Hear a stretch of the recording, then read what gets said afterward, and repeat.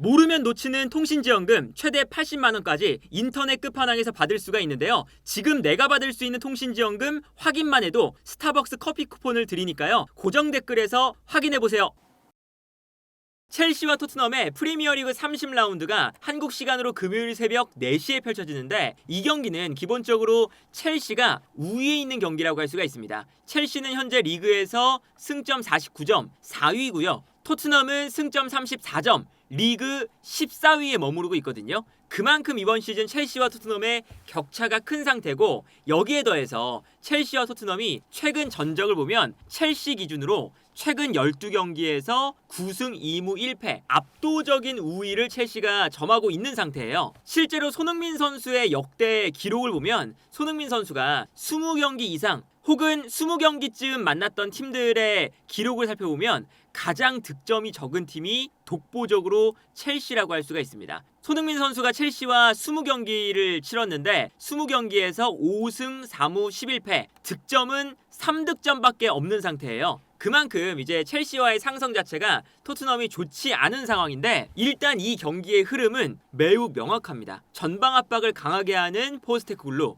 그리고 후방에서 탈압박을 중심으로 상대의 압박을 풀어내려는 마레스카 감독의 전술이 정면으로 맞붙는 경기거든요. 아마 이번 경기에서 이제 선발 명단을 예상을 해보면 토트넘 같은 경우에는 일단 모든 선수가 다 돌아온 상태라고 할 수가 있습니다. 아마 최전방에는 손흥민, 솔랑키, 메디슨이 기용이 될 거고 이제 한 자리 쿨루세프스키가 아직 부상에서 복귀를 못했기 때문에 이 경기를 통해 복귀할 수도 있다는 예측도 있지만 쿨루세프스키가 100%가 아니라면 오도베르 혹은 브레넌 존슨이 오른쪽 측면에 나올 예정이고요. 여기에 더해서 왼쪽 풀백 자리에 우도기가 나오거나 아니면 요즘에 컨디션이 좋은 스펜스가 나오는 이 정도를 제외하면 토트넘은 선발 라인업이 어느 정도는 정해져 있다고 볼 수가 있겠고 첼시 같은 경우에는 리스 제임스가 최근에 중앙 미드필더로 출전을 했는데 이제는 엔소 페르난데스, 카이세도, 파머 3명의 선수가 모두 출전할 수 있는 상태다 보니까 리스 제임스가 아무래도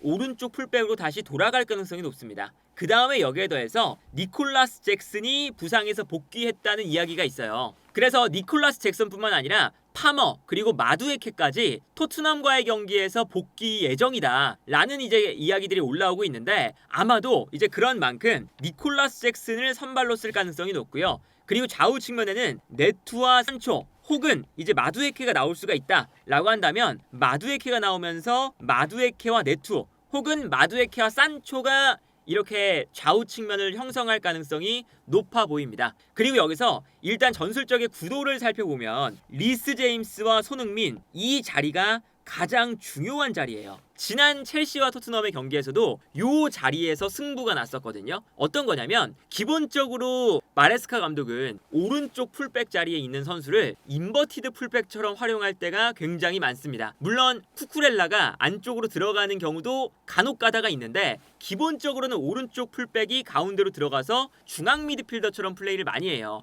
리스 제임스가 나와도 그렇고 귀스토가 나와도 그렇고 심지어는 오른쪽 풀백 자리에 인버티드 풀백을 쓴다고 토트넘과 지난 전반기에 만났을 때는 이 자리에 카이세도를 써서 카이세도가 가운데로 들어오는 형태였거든요. 그런데 이렇게 가운데로 들어오게 되면 리스 제임스가 가운데로 들어오고 엔소 페르난데스가 올라가면서 파머와 엔소 페르난데스가 좌우 하프 스페이스에 위치를 할 겁니다. 파머는 왼발 그리고 엔소 페르난데스는 오른발을 쓰기 때문에 이렇게 좌우 하프 스페이스에 2명의 선수를 배치하고 리스 제임스가 가운데로 들어가면 카이세도와 리스 제임스 2명의 선수가 이렇게 제임스는 들어오고 카이세도는 왼쪽으로 그리고 엔소 페르난데스 올라가는 이러한 형태가 되겠죠. 그리고 이때 포파나 코릴, 쿠쿠렐라가 한 칸씩 이동을 하면서 3백을 만들 거예요. 근데 요렇게 이제 만들어서 미드필더 라인에 카이세도, 리스 제임스, 파머, 엔소 페르난데스 4명의 선수를 두는 전략을 첼시는 늘 쓰는데 이제 상대팀들이 이 전략을 알고 있기 때문에 섣불리 앞으로 달려드는 것보다 오히려 상대팀들이 약간 내려앉았을 때 첼시의 가장 큰 문제는 내려앉은 팀을 상대로 본인들의 이런 선수의 위치를 만드는 건 잘하는데 그 다음에 창의적인 움직임이라던가 전술적으로 유동성이 좀 부족한 편이에요. 그런데 여기서 이제 차이점은 토트넘이 내려앉는 팀이 아니라 달려드는 팀이라는 거죠. 그리고 지난 경기에서 이 손흥민 쪽이 왜 차이를 만들어냈냐면 기본적으로 토트넘이 전방 압박을 할 때 첼시가 이렇게 3백을 만드니까 손흥민, 오른쪽에 있는 오도베르, 최전방에 있는 솔랑키 이렇게 3톱이 모두 다 상대방 3명의 수비수를 1대1로 압박하는 형태로 달려들 때가 많습니다. 지난 경기에도 정확하게 이렇게 달려들었거든요. 그런데 손흥민 선수가 이렇게 달려들다 보면 결국에는 포백에서 3백으로 바뀌는 거니까 기본적으로 포백 밸런스일 때는 손흥민이 리스 제임스를 마크를 하고 있을 거예요. 근데 리스 제임스가 가운데로 들어갈 때 3백이 되는 순간 앞쪽에서 이 3명의 수비수를 모두 압박을 해야 되다 보니까 기본적으로 좌우 측면 공격수 토트넘의 좌우 측면은 가운데로 들어와서 상대의 센터백을 압박을 하기 시작합니다. 그러니까 손흥민 선수가 리스 제임스를 따라가는 게 아니라 앞에 있는 첼시의 중앙 수비수를 압박할 때가 많다는 거죠. 그러면서 자연스럽게 미드필더 라인에 선수가 부족해지는 숫자 싸움에서 패배하는 형태가 만들어지는 장면을 지난 경기에서 굉장히 많이 보여줬어요. 그러니까 뭐 손흥민 쪽에서 그러지 않아도 예를 들면 여기서 쿠쿠렐라가 가운데로 들어온다. 그러면 엔소 페란데스가 올라오고 쿠쿠렐라가 가운데 이렇게 3백이 만들어지거든요. 그러면 여기서는 이제 오른쪽 측면 공격수가 쿠쿠렐라를 따라가는 게 아니라 최전방에 있는 상대의 중앙 수비수를 따라가기 때문에 여기서 또 문제가 생기는 거죠. 이런 식으로 사실 토트넘은 앞쪽에서의 압박을 굉장히 중요하게 생각을 하고 상대 수비수들을 모두 압박하는 것에 약간 집착에 가까운 모습을 보여주기 때문에 저기서 문제가 생길 때가 많거든요. 그래서 토트넘이 앞쪽에서 상대를 압박할 때 이점을 얻을 때도 많아요. 그러니까 예를 들면 지난 첼시전을 보면 기본적으로 첼시가 3백을 만들어 놨습니다. 그리고 여기서 토트넘이 손흥민, 솔랑키, 오른쪽에 브레넌 존슨 3명의 선수가 앞쪽에서 3명의 선수를 모두 압박을 하고 있어요. 달려들고 있는데 여기서 첼시가 왼쪽에 있는 쿠쿠렐라에게 패스를 보내줬을 때 압박을 브레넌 존슨이 강하게 들어가거든요. 근데 여기서 쿠쿠렐라가 넘어지는 변수가 발생했죠. 그래서 여기서 브레넌 존슨이 쿠쿠렐라의 볼을 빼앗아서 올라가게 되고 이때 수비가 순간적으로 무너지니까 솔랑키가 뛰어들어갈 때 이 공간으로 패스를 보내줘서 여기서 솔랑키가 안쪽으로 들어가면서 득점을 만드는 장면이었죠. 그리고 다른 장면도 마찬가지인 게 이 장면도 똑같아요. 앞쪽에 있는 3백이 만들어져 있는데 이때 솔랑키, 브레넌 존슨 그리고 요 오른쪽 센터백은 손흥민 선수가 올라와서 압박을 하는 이런 구도거든요. 근데 여기서도 쿠쿠렐라가 볼을 받을 때 여기서도 살짝 미끄러졌어요. 그때 당시에 그래서 쿠쿠렐라가 축구화를 이제 교체하는 장면도 있었죠. 그래서 여기서 또 존슨의 압박을 받다 보니까 여기서 이제 빨리 볼을 처리하다가 미끄러졌는데 이때 볼을 뺏어서 쿨루셉스키가 득점을 만드는 이런 장면으로 지난 경기 2대0으로 앞서 나갔었거든요. 그러니까 이게 기본적으로 포스테콜루 감독의 이런 강렬한 압박, 모든 선수를 전방에서 1대1로 압박하는 이러한 과감한 플레이 이런 것들이 나름 잘 통할 때는 이점을 얻을 때가 많습니다. 그런데 이런 전방 압박이 잘 안 통하기 시작하면 오히려 본인들에게 도구로 돌아오게 되거든요. 예를 들면 이런 장면이죠. 이 장면을 보면 이 장면에서도 첼시가 3백을 만들고 있고 이게 전반기 경기인데 카이세도가 오른쪽 풀백에서 가운데로 들어갔어요. 그런데 손흥민 선수가 카이세도에게 붙어 있다가 앞쪽에서 존슨, 솔랑키, 미드필더 라인에 이제 또 메디슨 그리고 뭐 사르 이렇게 한 명 한 명씩 붙어 있는데 여기서 오른쪽 중앙 수비수를 따라가고 있는 장면이 나옵니다. 사실 손흥민 선수가 마크해야 되는 선수는 오른쪽 풀백이었죠. 포백일 때는. 그런데 풀백이 가운데로 들어갔을 때 3백에서 오른쪽 센터백이 비게 되니까 손흥민 선수가 이 공간으로 달려가는 거예요. 근데 그렇게 되면 정작 첼시의 오른쪽 풀백은 가운데로 들어가기 때문에 여기서 편안한 공간이 형성이 되죠. 그래서 첼시가 손흥민이 달려들 때 자연스럽게 볼을 전개하는 과정에서 뒤쪽에 있는 카이세도에게 공간이 생깁니다. 카이세도는 안쪽으로 들어갔었던 인버티드 풀백의 역할을 소화하고 있었고요. 손흥민 선수가 순간적으로 카이세도를 따라가지 않는 장면이었죠. 그래서 편안하게 여기서 공간이 형성이 되면서 볼을 이 공간에서 편하게 받은 다음에 탈압박 여기서 이제 첼시의 득점이 나오는 그런 장면이었어요. 다른 장면도 보면 이렇게 3백을 만들고 2명의 미드필더가 있는데 이때 토트넘이 1명, 2명, 3명 압박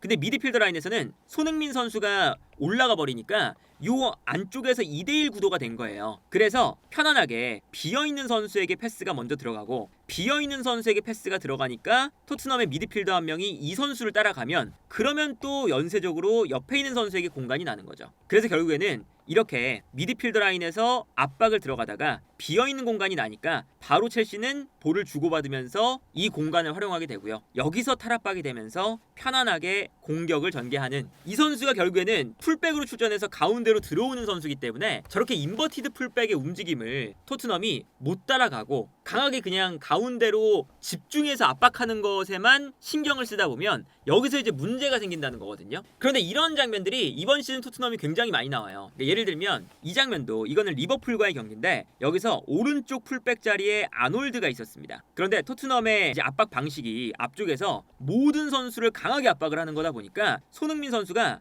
측면에 있는 게 아니라 가운데로 들어가서 상대 수비수를 압박하고 있었어요. 그러니까 풀백 자리에 공간이 나게 되죠. 그래서 이 공간으로 패스가 편안하게 들어오는 거거든요. 그리고 아놀드가 편안하게 볼을 잡으니까 이 편안하게 볼을 잡을 때 뒤에서 허겁지겁 왼쪽 풀백 자리에 출전했던 스펜스가 뛰어 올라옵니다. 다른 각도로 보면 스펜스가 뛰어 올라왔을 때 수비가 순간적으로 부족해지죠. 숫자적으로. 그러다 보니까 수비 라인에 공간이 엄청 많이 나요. 그리고 아놀드가 편안하게 볼을 잡는다는 건 볼을 잡아서 전방으로 패스를 뿌려줄 수 있다는 거니까 한 번에 롱킥이 들어가면서 비어있는 토트넘의 수비 공간에 정확하게 볼이 떨어집니다. 여기서 실점을 하는 장면이었죠. 다른 장면도 보시면요. 이 장면도 리버풀의 수비 라인에서 볼을 잡고 있는데 손흥민 선수가 측면에 있다가 가운데로 들어와요. 그러면 이 공간이 또 비는 거고 이 공간으로 비니까 패스가 들어가요. 그리고 볼을 받을 때 뒤에 있었던 스펜스가 아까랑 똑같이 또 올라옵니다. 공간을 메워주려고.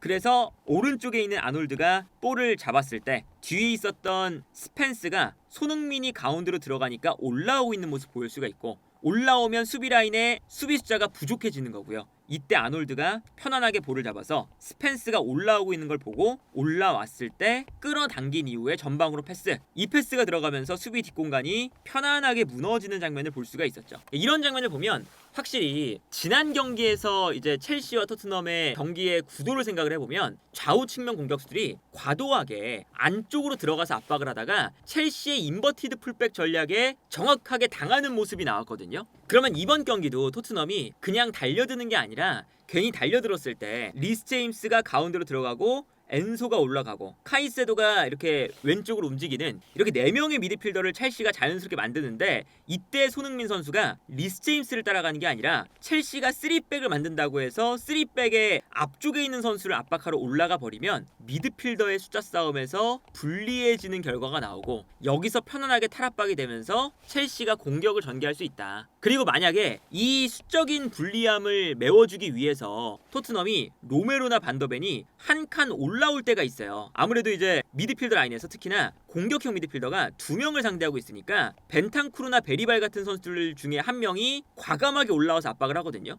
그러면 이때 수비수 중에 한 명이 올라와야 되는 거잖아요. 이렇게. 그래서 이 미드필더 싸움을 숫자를 맞춰주는 건데 여기서 이제 문제는 뭐냐면 이번 경기는 최전방에 니콜라스 잭슨이 복귀를 했다는 거죠. 니콜라스 잭슨은 기본적으로 골 결정력에 대한 의문이 많은 선수이긴 하지만 이 선수가 가지고 있는 가장 큰 장점은 결국에 볼을 잡고 돌아서는 능력이에요. 이 능력만큼은 니튼 정말 좋은 선수거든요. 그러다 보니까 만약에 토트넘이 이렇게 수비 숫자를 줄이고 달려드는 수비를 한다면 달려들었을 때 니콜라스 잭슨에게 패스가 들어가는 순간 여기서 수비가 달려나오다가 니콜라스 잭슨이 볼을 잡고 돌아서는 순간 문제가 바로 생긴다. 아니면 니콜라스 잭슨이 볼을 잡아서 버텨주다가 올라가는 네투, 마두에케 이런 선수들에게 뿌려주는 연계 플레이를 굉장히 또 잘하잖아요. 그러면 오히려 뒤쪽에서 또 문제가 생기는 이런 형태가 될 수도 있고 니콜라스 잭슨이 최전방에 있다가 좌우 측면으로 빠져 들어가면서 넓게 움직이는 것도 가능하기 때문에 넓게 움직일 때 또 수비가 끌려나가면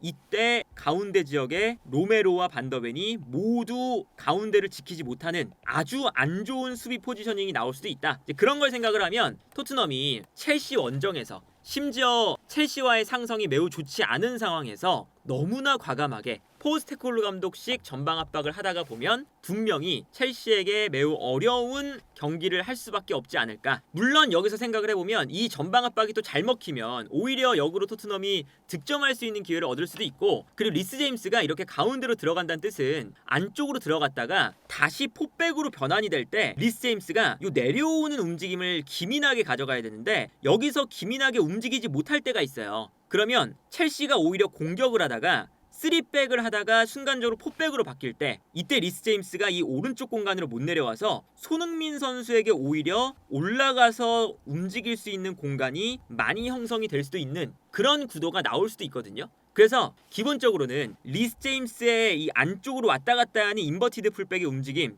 그리고 손흥민이 리스 제임스를 따라갈 것이냐 아니면 앞쪽에 있는 중앙 수비수를 압박할 것이냐, 이 압박에 대한 움직임, 여기서 아마 이번 경기에 가장 결정적인 승부가 갈리는 포인트가 발생하지 않을까 싶네요.